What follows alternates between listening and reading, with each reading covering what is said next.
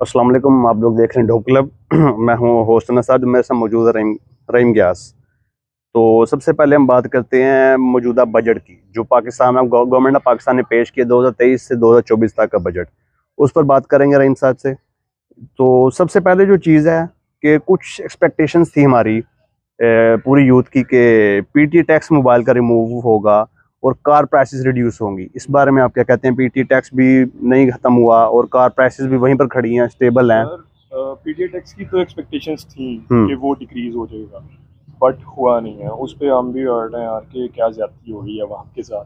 लेकिन car prices वो बिल्कुल भी उम्मीद नहीं थी कि वो डिक्रीज होंगी, क्योंकि वो कभी भी हुई नहीं है पाकिस्तान की हिस्ट्री में ना। जब भी कार्स की प्राइसेस इंक्रीज होती है ना, तो वापस नीचे नहीं आती। आपने देखा होगा, डॉलर जब उठ रहा था तो कार प्राइसेस भी उठती रही हैं, बट जब डॉलर नीचे आया तो कार की प्राइसेस नीचे नहीं आई। ठीक है सर, इसकी वजह पता क्या है? क्योंकि ये बन चुके हैं माफियाज। एग्जैक्टली। जब बाहर से आपका कोई और ब्रांड आ नहीं सकता कार का, वही 2-3 ब्रांड है पाकिस्तान के, 3 ब्रांड है, होंडा, टोयोटा, वही। इसके अलावा वो किसी और को कंपटीशन में आने नहीं देते।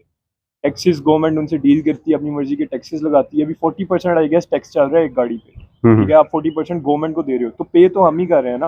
एग्जैक्टली, पब्लिक कर रही है, जो परचेज कर रहा है वही पे कर रहा है। तो ये फिर नीचे कैसे आएंगे जब आपने माफियाज बना दिए? गवर्नमेंट का कंट्रोल ही नहीं है कार ओनर्स के ऊपर। इसका सोल्यूशन ये नहीं है कि बाहर से अगर कंपनीज आए इधर इन्वेस्टमेंट करें, लेकिन वो मुझे आती नजर नहीं आ रही, क्योंकि यहाँ से तो कंपनीज जाती नजर आ रही हैं, आना तो बड़ी दूर की बात है। इमरान खान साहब के टाइम पे ना आई थी, फोर्ड आई थी और शिवरलेट भी आई गेस आई थी। बट खान साहब ने तभी डील की थी, और खान साहब के ही टाइम पे टैक्सेस लगे थे गाड़ियों पे कि वो प्लांट्स नहीं लगाएंगे यहाँ पे आके। और जो होंडा और टोयोटा है ना, उनके साथ डील हुई थी और ये माफियाज बन गए थे। इन्होंने कहा टैक्स लगाएं आप, कार के प्राइसेस इंक्रीज की और लोगों को भेजना शुरू कर दिया। उनके प्लांट्स के खत्म हो गए प्रोजेक्ट्स। ये तो होगी चले कार की बात। इसके अलावा आप एक और चीज़ देखें कि पेट्रोल पे IMF के कहने पर 10 रुपीज़ की लेवी इंक्रीज कर दी गई है पेट्रोल पे। पेट्रोल अब रशिया से भी ले रहे हैं और 10% लेवी भी इंक्रीज कर रहे हैं IMF के कहने पर। मुझे इस चीज़ की समझ नहीं आ रही कि हम IMF के साथ चल रहे हैं कि रशिया के साथ चल रहे हैं। सर, ये मेरे लिए भी बहुत ज़्यादा कंफ्यूजिंग है, क्योंकि मुझे भी लग रहा था कि पेट्रोल की प्राइसेस जो है ना वो डिक्रीज हो जाएंगी इस बजट में, कि अवाम को थोड़ा सेटिस्फाई करेंगे। अब खान ने तो सब्सिडी दी हुई थी, एग्जैक्टली, तो 150 या 160 पे आई थिंक 160 पे छोड़ के गए और थे। खान कॉन्ट्रैक्ट कर रहा था रशिया के साथ। तो उसने कहा था कि पेट्रोल की प्राइसेस जो है वो और डिक्रीज हो जाएंगी, 150-160 से भी डिक्रीज हो जाएंगी जब रशिया से पेट्रोल आएगा तो डिक्रीज होंगे ऑटोमेटिकली। सबने बताया जी सैंक्शंस लगी हुई हैं, हम रशिया से डील नहीं कर सकते, खासतौर पे नून लीग और मतलब सारे ही बता रहे थे तब कि सैंक्शंस लगी हुई हैं, हम नहीं कर सकते डील। अब वो सैंक्शंस की तरह सर वही तो मैं देख रहा हूँ कि अभी, लेकिन पहला कंटेनर आया रशिया से, अभी फिल्टर हो रहा है, उसके बाद देखा जाएगा। लेकिन अभी यह कि हम IMF के साथ भी चल रहे हैं, हम रशिया के साथ चल रहे हैं, हम 2 कश्ती में सवार मुसाफिर हैं, हम एक कश्ती चूज नहीं कर पा रहे अभी। I don't know why. तो मेरा पॉइंट यही है कि सैंक्शंस की तरह सर। और चलें, अगर वो छोड़ें, ठीक है, अगर पेट्रोल आ भी जाता है तो ये कितना डिक्रीज करेगा? आई थिंक मुझे पहले जो उम्मीदें थी अब वो नजर नहीं आ रही। पहले मुझे था कि 150 से भी कम आएगा पेट्रोल, लेकिन अब मुझे लग रहा है बड़ा भी कम किया तो 220 210 से नीचे नहीं जाएगा पेट्रोल भी। ये भी आवाम के लिए बहुत बड़ा रिलीफ होगा। चलो, ये तो रिलीफ है, लेकिन वैसे वो जो 1 साल पहले जो था वो तो नहीं ना। अब वो बातें कहाँ? चलें, ये तो अच्छे पॉइंट्स पे आते हैं। जो इस बजट में एक बड़ी अच्छी चीज़ है, जो IT फ्रीलांसर्स के लिए किया गया, IT को फ्री जोन बना दिया गया है। फ्रीलांसर्स तो अब आप देखें हमारी यूथ में कितने, इंडिया बिल्कुल हमारा हमसाया मुल्क है, IT का हब है वो, और वो आई थिंक पूरी दुनिया को IT में कंट्रोल कर रहे हैं इंडिया। जिस गवर्नमेंट का ये सबसे अच्छा स्टेप है, इन्होंने फ्रीलांसर्स को रिकॉग्नाइज किया है। एग्जैक्टली, IT के डिपार्टमेंट में काम कर रहे हैं, इन्होंने IT के लोगों के लिए काफ़ी काम किया, टैक्स खत्म किया, और ये बहुत अच्छा स्टेप है। हम क्योंकि इसको बहुत देर पहले रिकॉग्नाइज किया जाना चाहिए था, नहीं हुआ। दे रहा है दुरुस्त है, लेकिन ये कि बहुत बड़ा स्टेप है। IT ही आपके मुल्क में डॉलर ला सकती है, इकोनॉमी स्टेबल करने में IT का बहुत बड़ा रोल होगा। उसके बाद एक्सपोर्ट की मैं बात करता हूँ, क्योंकि आपको पता है मैं खुद एक एक्सपोर्टर हूँ। एक्सपोर्ट मैंने किया 4-5 साल से कर रहा हूँ। पिछले 1-1.5 साल से एक्सपोर्ट का बिजनेस बिल्कुल डेड था। क्यों? क्योंकि हमने एक्सपोर्ट करनी है, उस पर टैक्स। अब एक्सपोर्ट करनी है, जो भी चीज़ बनानी है, उसके लिए पहले कुछ मटेरियल हमें इंपोर्ट करना पड़ता था, और इंपोर्ट आपके सामने, इंपोर्ट पे टैक्स कितना था, टैक्स ड्यूटीज तो बिल्कुल फैक्ट्रीज बंद थी, हर चीज़ बंद थी। अब गवर्नमेंट ने बड़ा अच्छा स्टेप लिया है कि एक्सपोर्ट को फ्री जोन कर दिया कि एक्सपोर्ट पे हमने टैक्स कोई पे नहीं करना। जो इंपोर्ट ड्यूटीज़ हैं वो बिल्कुल ऑलमोस्ट ख़त्म कर दी हैं। अब हमने जो बनाना है, सेव करना है, तो वो मतलब कि एक्सपोर्ट आएगी, एक्सपोर्ट चलेगी तो डॉलर आएगा मुल्क में। और इस बजट के पॉजिटिव पॉइंट है कि ये लॉन्ग टर्म पॉलिसीज हैं, शॉर्ट टर्म नहीं है, ये लॉन्ग टर्म अच्छी पॉलिसीज हैं, और शॉर्ट टर्म ये रिलीफ नहीं दिया गया कोई। उसके बाद आप आ जाए, मैं कहता हूँ पेंशन और पेज पे जो सबसे बड़ा फायदा दिया गया है वो सरकारी मुलाजमीन को दिया गया है, जो कि नून लीग के दौर में हमेशा दिया जाता है। ग्रेड 1 से लेके ग्रेड 16 तक के ऑफिसर की 35% इंक्रीज है, 35 और 17 से 22 तक 30%। तो ये बहुत अच्छा रिलीफ है आई गेस, लेकिन मैं होना चाहिए था। मैं कहता हूँ कि इसकी जगह अगर ये जो सैलरीज और पेंशन इंक्रीज की हैं, इसकी जगह अगर गरीब आवाम को सब्सिडी दे दी जाती, जो कि कुकिंग ऑयल से लेके चीनी, आटा, इन सब चीज़ों पर टैक्स लगा के 50% टैक्स, 54% टैक्स, जो गरीब आवाम आगे गुर्बत में पिसी हुई है और इस गवर्नमेंट से नाराज़ है, उसको मजीद नाराज़ नहीं कर दिया गया। आपके पास इतनी अच्छी टीम्स नहीं है, आपके पास इतना अच्छा सिस्टम नहीं है कि आप लोगों में ना पैसे बांट सकें।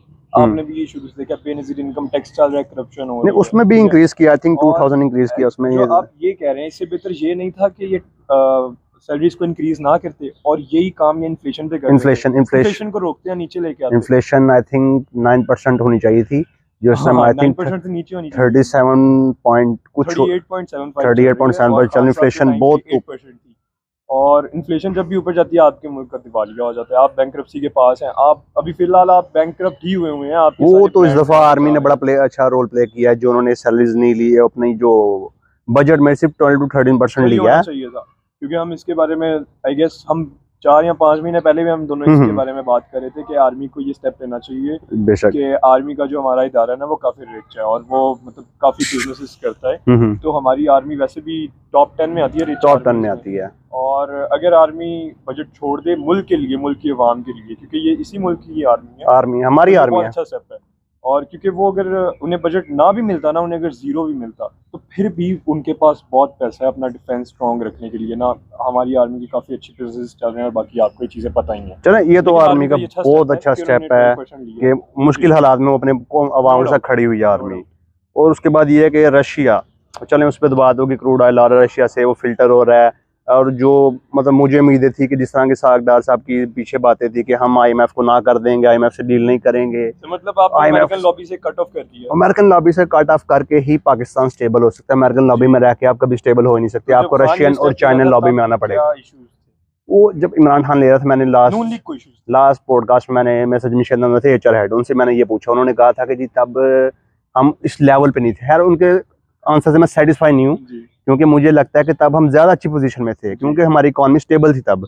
अब हमारी इकोनॉमी स्टेबल नहीं, अब हमें ज्यादा क्राइसिस का सामना करना पड़ सकता है। इकोनॉमी तब स्टेबल होगी ना जब आपकी गवर्नमेंट स्टेबल होगी। अभी तक आपकी गवर्नमेंट अनस्टेबल है, जब और स्टेबिलिटी कैसे आएगी? इलेक्शन तो इलेक्ट हो जाएगा तो फिर स्टेबिलिटी ऑटोमेटिकली आ जाएगी, आई थिंक आपका डॉलर का रेट स्टेबल हो जाएगा। प्राइम मिनिस्टर साहब ने कहा कि अगस्त में असेंबली डिसॉल्व कर दी जाएंगी, और होपफुली अक्टूबर नवंबर में इलेक्शन नजर आ रहे हैं मुझे भी नजर आ रहे हैं, और शायद मुल्क के हालात भी कुछ बेहतर हो जाए आफ्टर इलेक्शन। किसको जीतता देख रहे हैं इलेक्शन में इस दफा?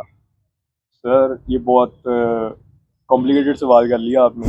वैसे खान साहब ही नजर आ रहे थे 2/3 मेजोरिटी से, 9 महीने से पहले आ रहे थे, अब नजर नहीं आ रहे। अब इमरान खान, क्योंकि पाकिस्तान की हिस्ट्री में ना हम जब भी किसी का सोचते हैं ना कि ये आएगा, वो नहीं आता, इसका वोट बैंक होता है, वो आता नहीं है, क्योंकि लाती एस्टेब्लिशमेंट है।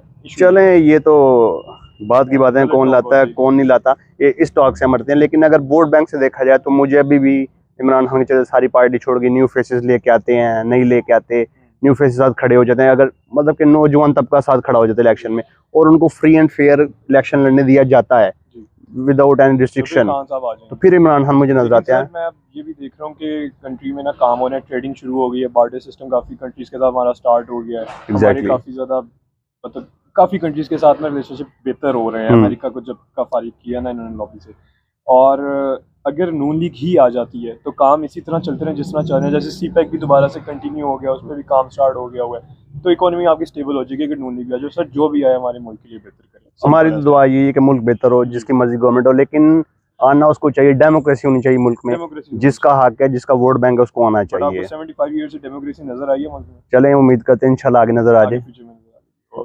चलें, ये था आज का पॉडकास्ट।